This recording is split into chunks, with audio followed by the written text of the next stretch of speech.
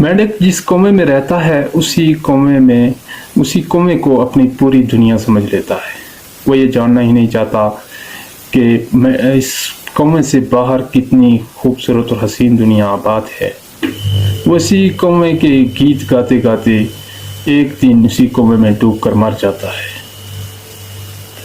उसकी ज़िंदगी अंधेरे से शुरू होती है और अंधेरे में ख़त्म हो जाती है।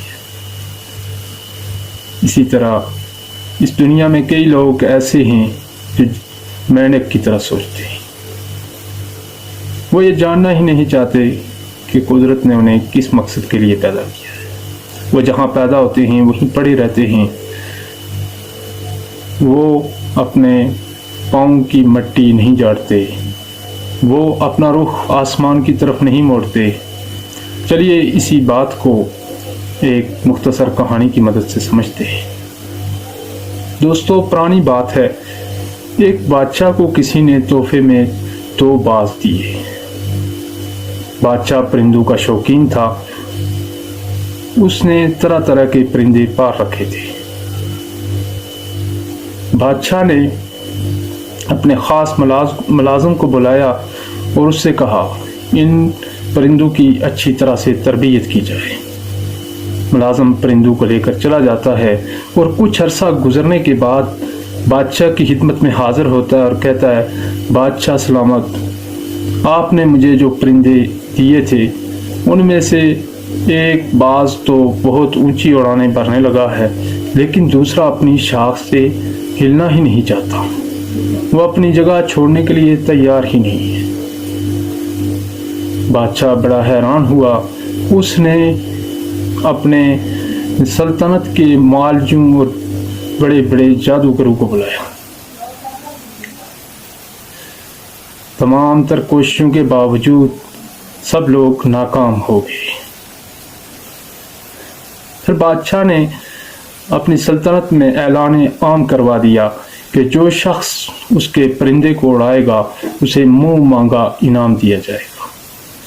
ऐलान सुनकर भी बहुत से लोग आए, लेकिन कामयाब ना हो सके।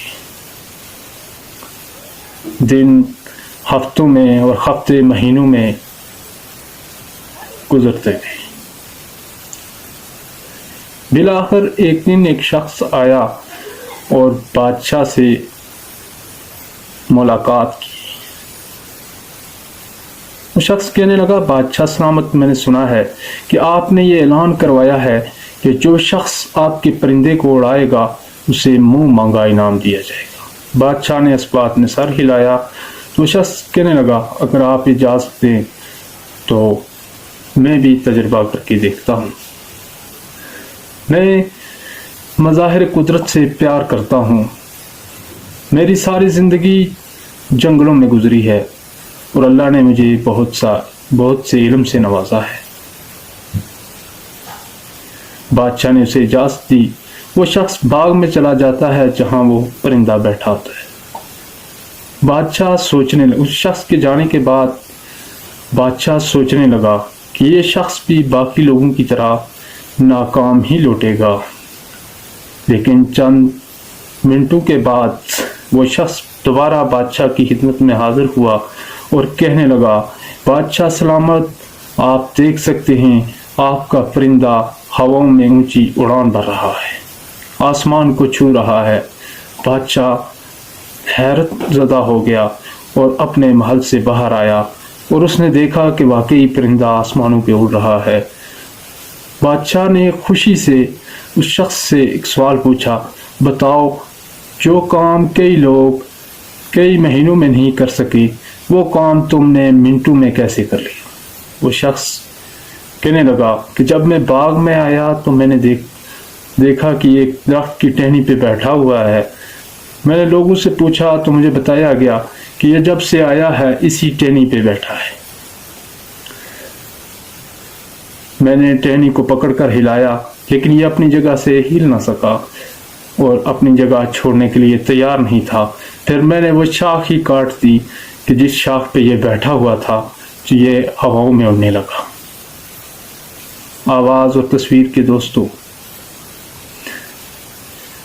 अगर तुम اپنی سہولتوں اور آسائشوں سے باہر نہیں نکلو گے تو طوفانوں کا مقابلہ کیسے کرو گے؟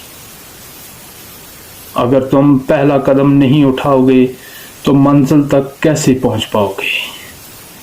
اس کہانی سے ہمیں یہ سبق ملتا ہے کہ جو لوگ اپنے پاؤں کی زنجیروں سے محبت کرتے ہیں وہ غلام بن جاتے ہیں۔ اس لیے اپنے اندر کے اس خوف کو کم کیجیے اور خود پہ محنت کیجیے۔ میں اسی پہ اجازت چاہوں گا۔ اللہ حافظ۔